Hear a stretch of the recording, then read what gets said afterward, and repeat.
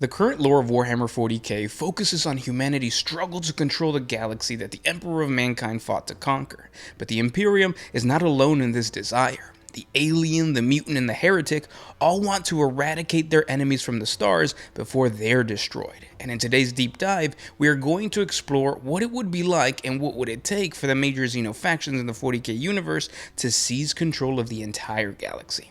Not just a few conquests, but complete mastery of the Milky Way galaxy. And don't forget to let me know what you think of these theories down in the comment section below. Hit the like button, and if you want to support us, we have a Patreon, link in the description.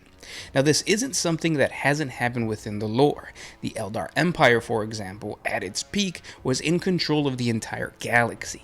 It began many years after the War in Heaven and lasted until the birth of Slaanesh, the chaos god of pleasure and excess. Nevertheless, this golden era was one of balance. Unlike the other Xeno factions we're going to talk about, the Eldar did not feel the need to completely eradicate the alien, but rather live in harmony not only in real space, but in the immaterium, traveling gracefully throughout both dimensions thanks to the webway.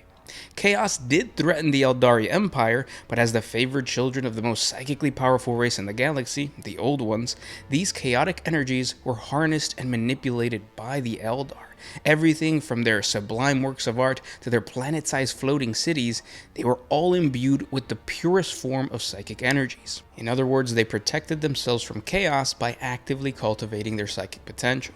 When it came to the Eldar's response to the Greenskins, the Orcs were masterfully plucked and trimmed from wherever their fungal spores grew, much like a gardener removes the weeds from his lawn. The Necrons took care of themselves as they were exiled by their king into their tomb worlds.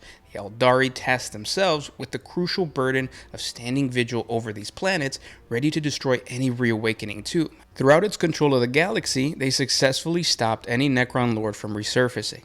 And when it came to humanity, the Eldar simply let them be. The Eldari Empire existed at the same time as the Dark Age of technology.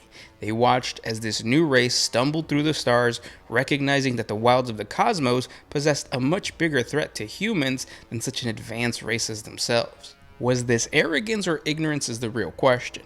The Tyranids and the Tau were a distant and non-existent threat. So to answer the question of what it would look like if the Eldar controlled the galaxy, we only need to look at their past, a time where the Eldar saw harmony and prosperity devoid of scarcity and disease within their culture, also full of pleasure, hedonism, and debauchery that eventually lost them their control over the galaxy. Kinda sounds like my late 20s. But now let's move on to the cousins of the Eldar, another race created by the Old Ones 60 million years ago, the Orcs. We all know that the greenskin race is one of the most resilient and dangerous species amongst the major factions of the 40K universe. They have spread to every corner of the galaxy, surviving on feral worlds where the native flora and fauna is deadly to any invading force. They have been found in the toxic wastelands of long-abandoned mining worlds, and have even been discovered on barren asteroids floating aimlessly through space.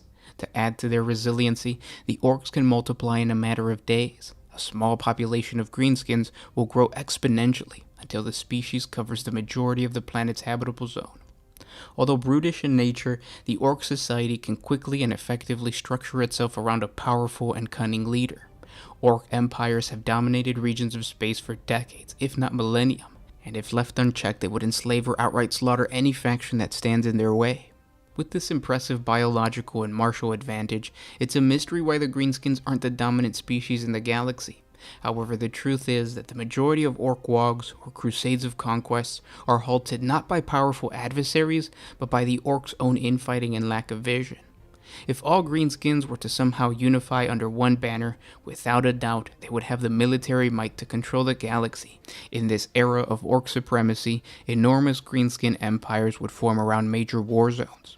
At the center of these Orc domains would be the Greenskin capital planets, but not all capital planets would be the same. Planets like Armageddon and Octarius, that are current major hotspots, would become war-torn monuments of the Orcs' destructive capabilities. Huge effigies of Gork and Mork would proudly stand over the burned rubble and ash of some defeated opponent's previous seat of power. To add insult to their deceased opponents, only bands of scavengers and low-level looters would roam the ruins of these continent-wide combat zones, looking for whatever scraps were left behind from the main Orc mob. Those capital planets not fully consumed by the Orcs' savage mockery and rage would act as military hubs where the enslaved populations would either be worked to death creating bizarre weapons of mass destruction for their overlords, or act as training fodder for the greenskin warbands that wished to hone in on their brutality in combat. What Cadia was to the Imperium, these Orc capital planets would be to the greenskins, centers of military might and bastions of defense. The proper fighting would exist on the borders of these Orc domains, where the greenskins would allow some resistance to carve out a living. These rebels would be given the opportunity to build up their defenses and coordinate some form of military force, but when the greenskins' desire for war reaches its peak, the season for invasion would commence, and the Orcs would assault the survivors. Once broken, but not fully dead, the greenskins would move on to another rebel group, giving the wounded and defeated enemy time to build up for the next go. When it would prove to be impossible to pull back on the green tide and they would completely slaughter their enemy, the greenskins would inevitably move on to invading other Orc domains. This infighting would ensure that no Orc empire would become stagnant, and the constant battle would keep each tribe and warband at an optimal fighting level. Faster than light travel would continue as it is today. Mechs would simply have more ships at their disposal to enter the Immaterium. Raids into the warp without Geller fields or any other protective measure would cause a lot of casualties, but the greenskins would love every minute of these adventures. This would be the last true wild frontier. There would be one major change to travel for the Orcs. The teleporter technology created by Orchimedes would become a common and widespread form of technology. Although it would require a tremendous amount of energy, a teleportation network would encompass the entire galaxy, where a warband on the eastern fringe could easily hop from one teleporter array to the next teleporter array until they reach the opposite side of the galaxy in just a matter of hours. Probably the best of all is I could see a Big Mech creating a teleporter highway where speed freak warbands could jump from one planet to the next planet, raising hell and traveling faster than the speed of sound. Now, for an Orc-dominated galaxy to happen, the greenskins would need to overcome all of the other major factions of the 40K universe. The way I see this playing out is by the great prophet of the Wog, Godskull Magorok Thraka, fulfilling his destiny and unifying all Orcs through a series of raging great Wogs. Armageddon was simply the first great Wog to have been started by Thraka. After creating an almost never-ending battle between the greenskins and the Imperium, Thraka left the system to enforce the Great Wog in the Octarian sector, between the Tyranids and the Orcs. With these two war zones becoming larger and larger, Thraka will initiate 3 more Wogs. Once this crucial endeavor is met, the Prophet will reluctantly restructure his Orcs into the militaristic warrior race it once was. This is back when the Orcs were referred to as Krork, and they operated more like Blood Axe warbands than the modern-day savage greenskins. An organized and martially disciplined army that stretches across the entire galaxy will easily break down every Imperial bastion, hunt down every Eldar or Dark Eldar fleet, overwhelm the slumbering Necrons, enslave the invading Tyranid fleets, and rip to shreds the slow and pathetic Tau Empire.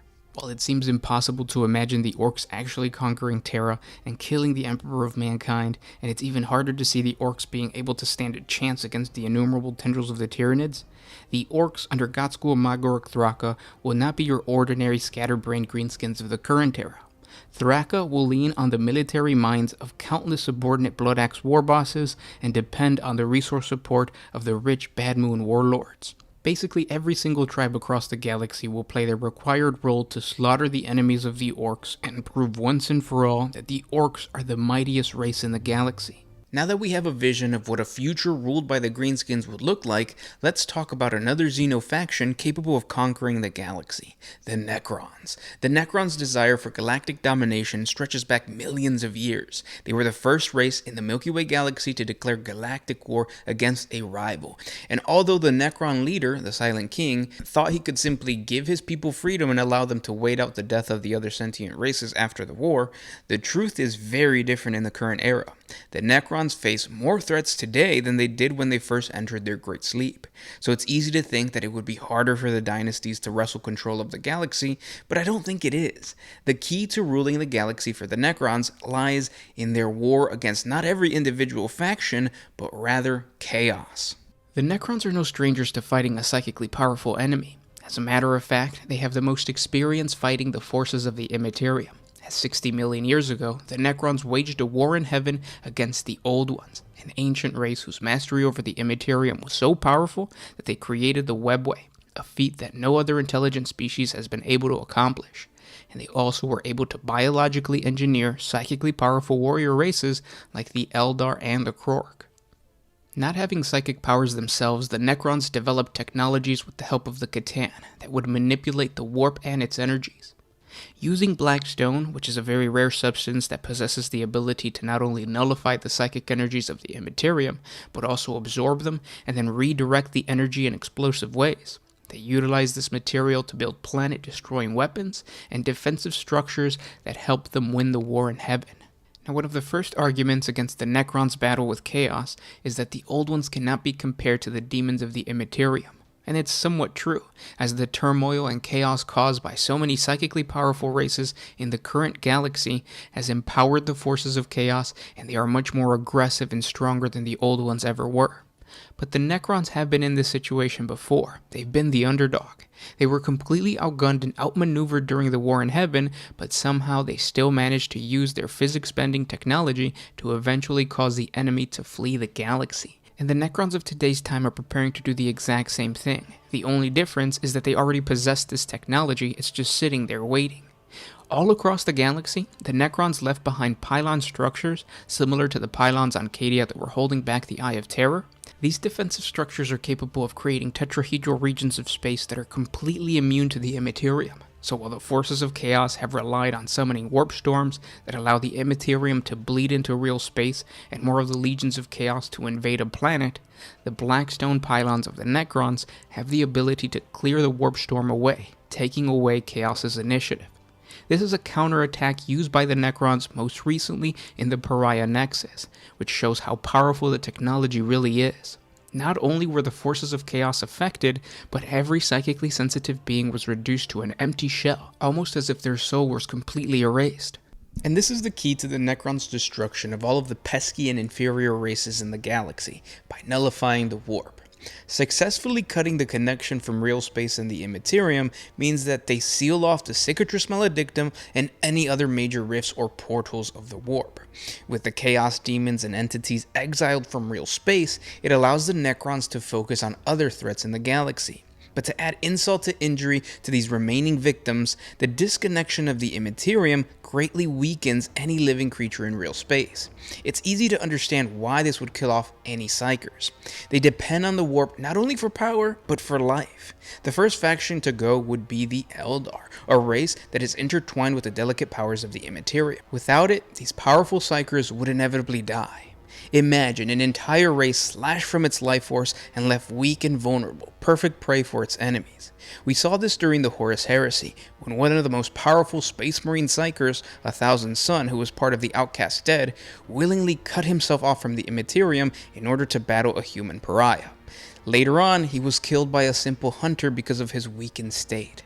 That's what would happen to the Necrons' oldest living rivals, the Eldari. And it's not just the extremely psychically powerful races of the galaxy that would be left vulnerable, because as I said before, the Necron pylons emit a force on all living creatures that slowly weakens the mind as a result of being cut from the Immaterium. This is already being seen on some Imperial planets with reawakened pylons, where not only humans but anything organic is struck with extreme despair, lethargy, and exhaustion from having its soul slowly wither away. It drove most humans into suicide while leaving others unwilling to move, basically allowing themselves to starve to death. This is known to the Imperium as the stilling, a process that would be the fate of the entire galaxy, as each sentient being sinks into anguish created by the Necrons. At that point, all the dynasties need to do is send out canoptic constructs to rid the worlds of these lifeless meat sacks. This would get rid of two more major enemies of the Necrons, the Imperium and the Tau Empire. And if we look at the Orcs, who at first don't seem like a faction that would be considered psychically powerful, we have to remember that Wog energy is also intertwined with the warp. It's what makes a shooter shoot and what makes red go faster. Without the Immaterium, the Orc Wog energy would more than likely be unable to manifest, leaving bestial creatures incapable of fighting a galactic power like the Necron dynasties. All that's left is the Tyranids, but that's a topic for the Tyranid portion of this video. Right now what I want to jump over to is the Tau Empire. As popular and strong as the Tau Empire is as a faction in the 40K universe, it's hard to justify a scenario where the greater good becomes the major power in the entire galaxy. In order for the Tau Empire to prevail over its enemies, it would have to topple the monolithic Imperium of Man, fend off the encroaching Tyranid swarm, exterminate the Orc nuisance, deal with the rising Necrons, exorcise the demonic threats of the Immaterium, and finally put down the dying Eldar race. Not something a faction as young and inexperienced as the Tau can achieve, and yet it's not impossible. I'm not gonna lie to you guys, the Tau Empire as a major power in the 40K universe is pretty weak. The Imperium almost single-handedly wiped them out during the Damocles Gulf Crusade. They don't have the numbers to fight prolonged wars of attrition against swarm armies like the Tyranids or the Orcs. They haven't mastered faster than light travel, so factions like the Necrons and the Eldar would just run circles around them, and they basically are fighting blind against the reality-bending powers of chaos, because they lack the basic knowledge of what demons are. But even with all of these disadvantages, the Tau Empire has the potential to overcome all of these threats, kind of. In my previous theory videos, I always tell you guys that I want to do my best to stay within the boundaries of what is plausible given the current lore in 40K. And when it comes to the Tau Empire controlling the galaxy, it's difficult because I don't want to make things up in order to fit my vision as to how they can become a better faction. Examples I've seen in other fan theories is that the Tau discover a way to biologically control the Orcs and then use them as a warrior race, or finding a psychically powerful auxiliary force that gives them access to warp travel. These are all awesome theories, but they have a lot of gaps that break the lore. So before I go into my theory, I want to be clear to all the fans rooting for the greater good that my intent is to improve the Tau's martial potential given what already exists in the lore. So let's begin by laying out my theoretical scenario that would place the Tau Empire in the best possible position to conquer the galaxy, and it starts with the Necrons. Now, I don't believe that the Firecast and all of its supporting bodies could defeat a crown world, basically one of the capital tomb worlds of a dynasty, especially if it's a fully awakened crown world. The sheer power and size of the Necron armies that are charged to guard these galactic hubs would be too much for the forces of the Tau. But during their spheres of expansion, it is very plausible for the Tau Empire to come across and colonize a fringe world or even a dormant core world that either through force of arms or sheer luck has been subdued and its activation protocols shut down or delayed. Let's keep in mind that a good chunk of tomb worlds succumb to the decay caused by some malfunction during their long sleep, so these broken, minor tomb worlds could give the Tau Empire the opportunity to deconstruct and adopt the very powerful technologies used by the Necrons. And I know what you're thinking. It's easy to say that the Tau Empire could simply adopt this highly advanced Necron technology, but do they have the resources to do so? And the answer is surprisingly yes. Unlike the xenophobic Imperium of Man that despises technology that humanity didn't create, the Tau Empire would gladly adopt new forms of technology as long as it serves the greater good. And they aren't like the Eldar whose arrogance and fear of Xeno technology pushes them away. The Tau go out of their way to figure out how alien technology can be used to innovate and improve their current state. To further this progressive agenda, the Empire relies on the Earthcast to appropriate new technology into the Empire. And when I say the Earthcast, I truly mean the entire Earthcast, not just one sub-world or a sector, because unlike the Imperium that hoards their knowledge even amongst the different Forge worlds, the Taucast understands that it is through cooperation that galaxy-changing innovation is achieved, which is why the resources of the entire race would be used to crack the code of the Necron technology. And when we analyze whether or not the Tau Empire could functionally utilize this alien tech, the answer again is yes.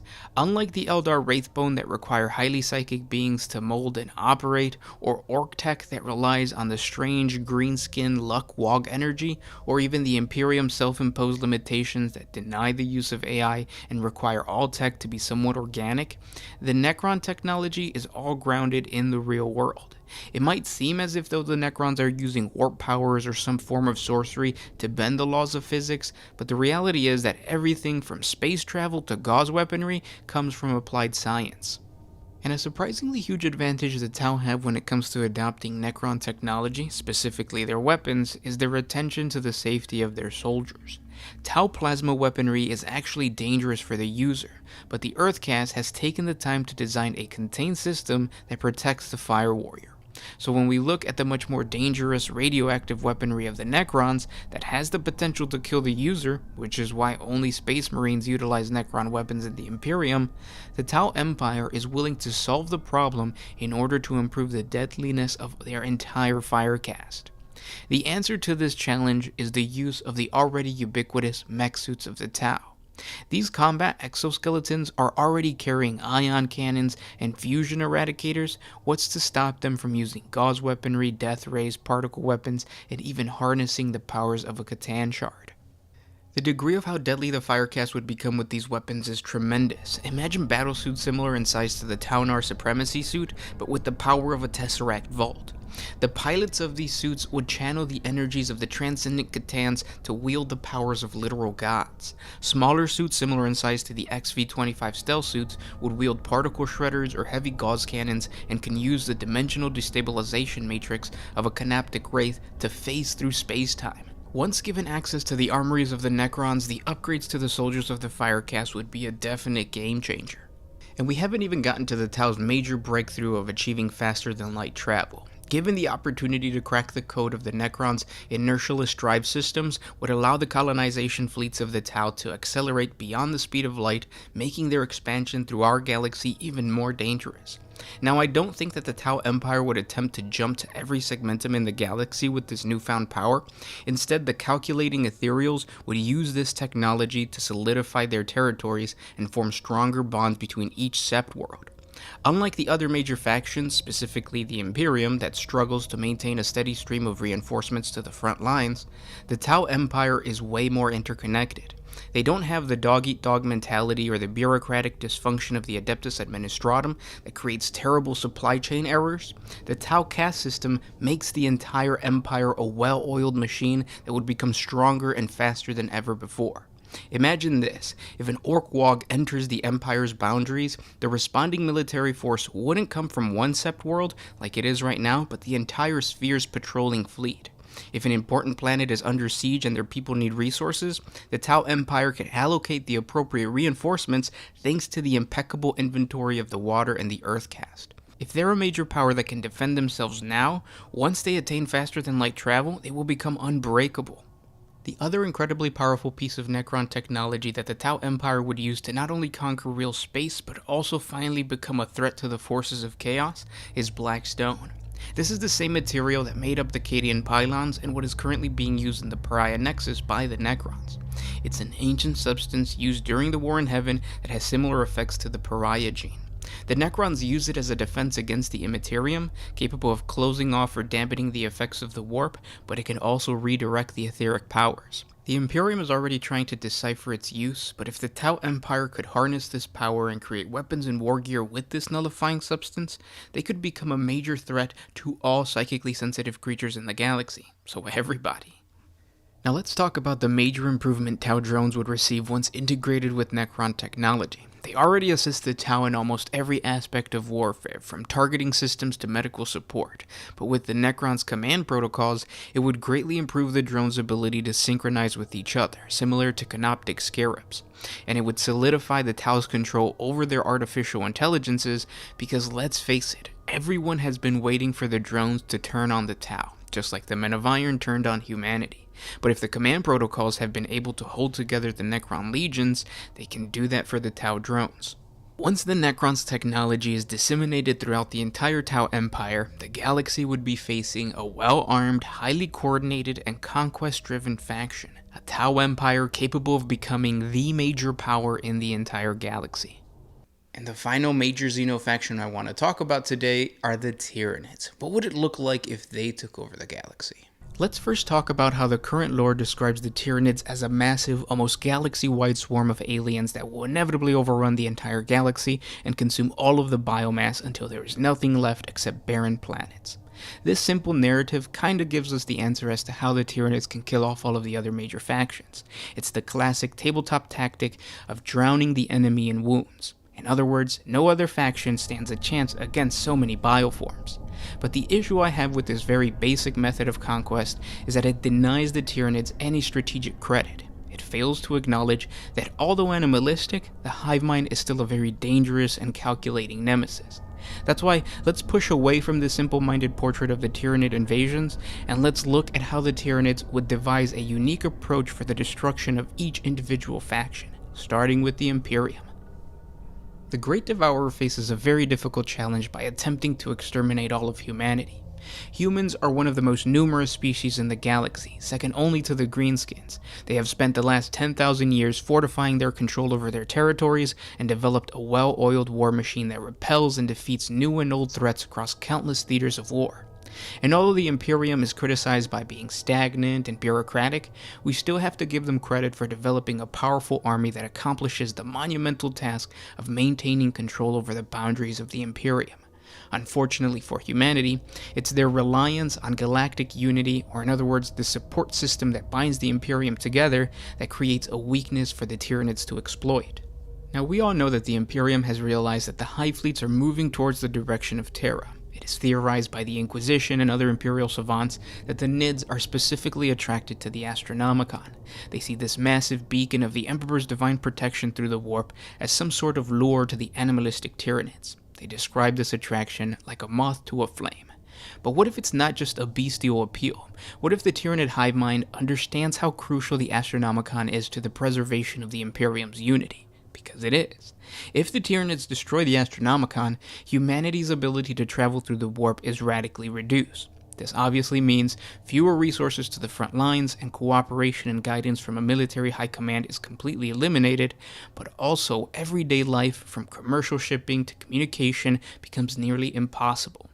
This would cause the Imperium to revert back to waging localized wars with little to no support from their neighboring systems, just like in the Age of Strife. It's the classic tactic of divide and conquer. The hive mind probably knows this because they see the similarity to the Astronomicon and their synaptic nodes found throughout the bioships of the hive fleets. This synapse unifies every Tyranid to fulfill a common goal, and just like their bioforms become vulnerable without synapse, humanity becomes just as susceptible when the Astronomicon is taken out. So this attraction to Terra is not coincidental or instinctive, but rather the Tyranids' game plan for the destruction of humanity. They want to get rid of this Astronomicon. Now, of course, fighting through the galaxy and overcoming the Terran defenses is an immensely difficult task that only Horus has been able to accomplish. But as more and more covert gene-stealer cults are popping up all across the galaxy, the potential for a massive terrorist attack on the Astronomicon becomes dangerously more likely. Hidden amongst the millions of pilgrims that enter Terra and the outer walls of the Imperial Palace could be a suicidal rebel armada whose goal it is to destroy the Astronomicon and topple the first domino in a chain reaction laid out by the hive mind in order to conquer, or in the Tyranids' case, consume all of humanity. But moving on to the next victim of the Great Devourer, let's talk about the major faction in the 40K universe that I don't think anyone is going to assume can survive very long against the Tyranids, despite being everyone's favorite faction, the Tau Empire. The Tau are the youngest race on this list, and so have faced the least amount of empire-destroying threats like a full-scale invasion of the Tyranids. This doesn't mean that they are weak, as they've been able to repel various assaults from Orc warbands, Imperial crusades, and even some tendrils of Tyranid hive fleets. What they have going for them is their technology and an incredibly efficient society that creates a military structure capable of securing their empire as they slowly expand out. However, the Tau Empire doesn't stack up against the Nids. They don't have the numbers to fight wars of attrition, which is what most Tyranid invasions turned out to be. Their weapons are incredibly advanced and deadly, but the Tyranids have proven that they can evolve armor to resist the ubiquitous plasma weaponry. They aren't mobile at all. Each sept world is in close proximity to the rest of the Empire, which makes it easier for the Hive Fleets to jump from one planet to the next. And then finally, just like the Imperium, they desperately try to maintain unity within the Empire by assigning specific roles for each planet. They all depend on each other. With all of these flaws, all the Tyranids really need to do is to commit a full-scale invasion by one or more hive fleets. Luckily, the Tyranids haven't focused on the Tau Empire, and this is because Imperial planets tend to have larger populations, which means more biomass for the Nids. And the Tau are smart enough to make their planets look less desirable than these hive planets, but once the Tyranids discover the evolutionary potential of facing off against the Tau plasma weaponry, the hive mind will gladly target a Tau planet in order to develop a more resilient bioform. And it's not just tougher armor that the Tyranids want. The more the hive mind comes across plasma weaponry, the likelier it will become for the Tyranids to develop equally deadly range weaponry. It's only a matter of time for the Tau. They're not even an obstacle for the Tyranids, really just a stepping stone. Now, a faction that the Tyranids will have a difficult time outright destroying are the Orcs. I've talked to you guys before about how I believe that an all-out battle between these two savage factions would ultimately result in a stalemate, and I still stand by that idea. I don't think that they could outright kill each other.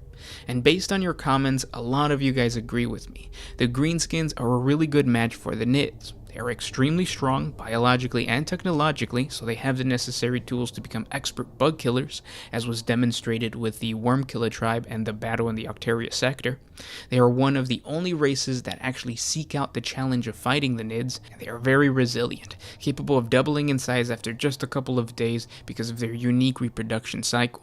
So I feel the Tyranids' only hope for conquering the Orcs is not by outright destroying them, but rather cultivating them for biomass. In other words, Orc husbandry.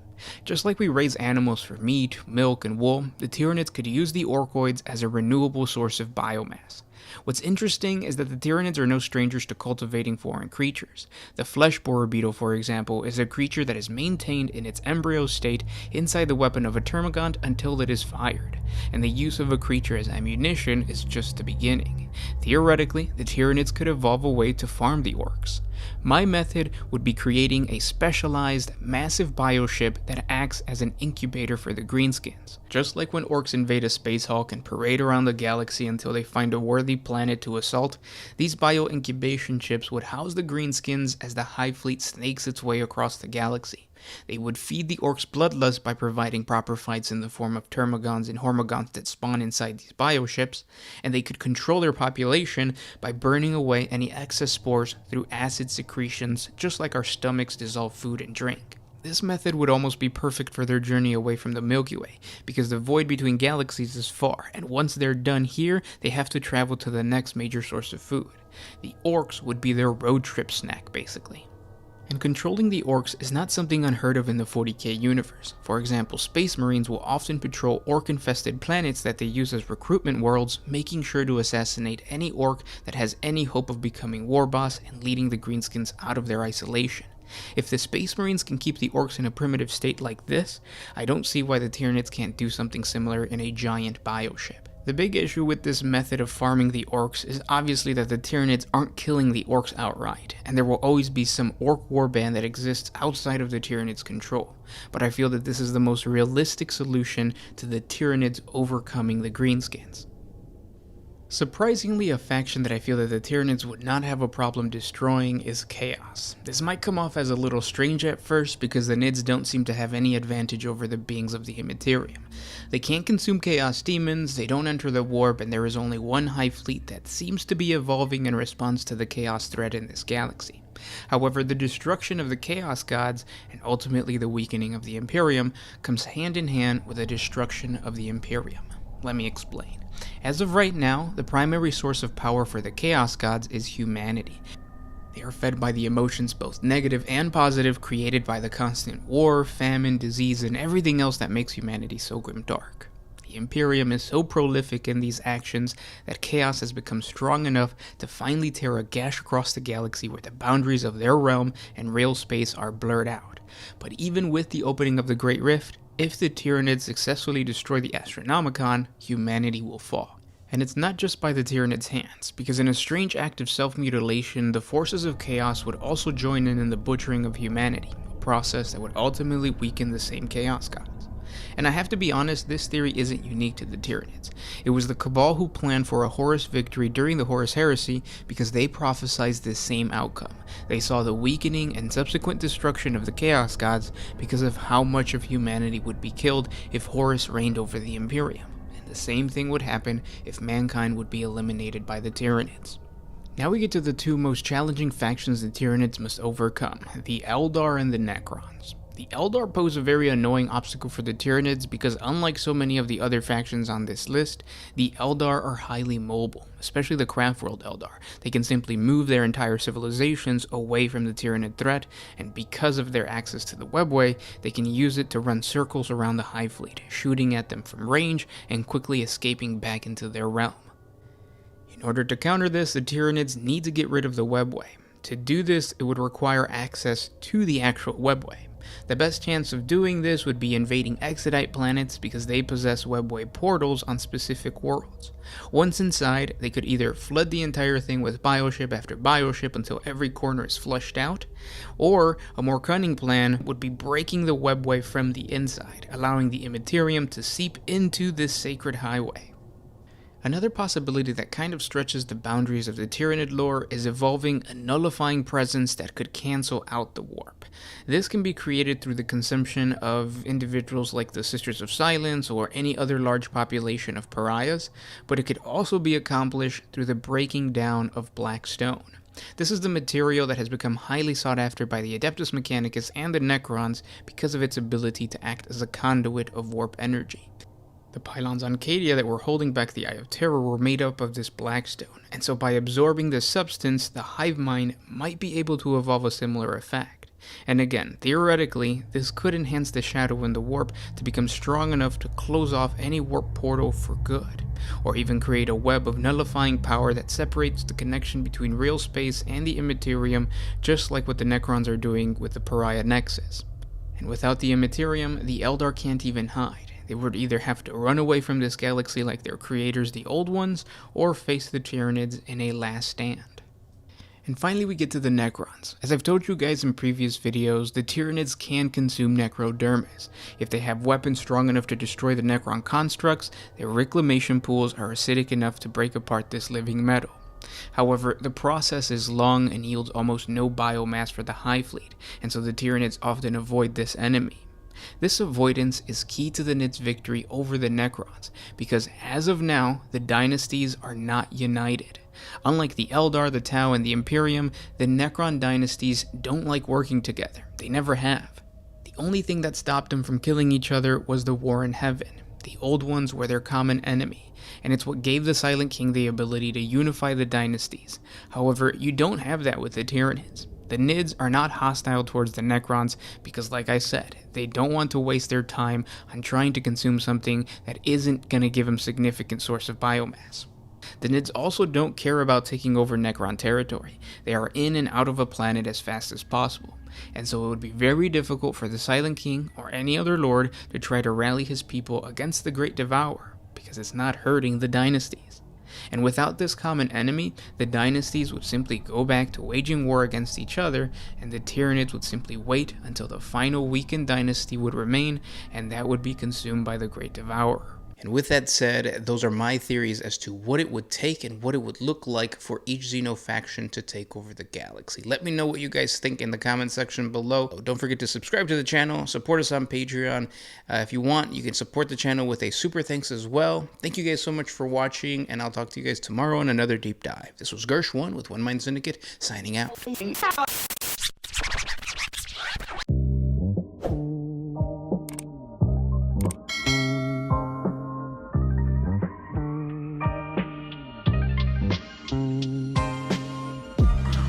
Always used to put my freedom first.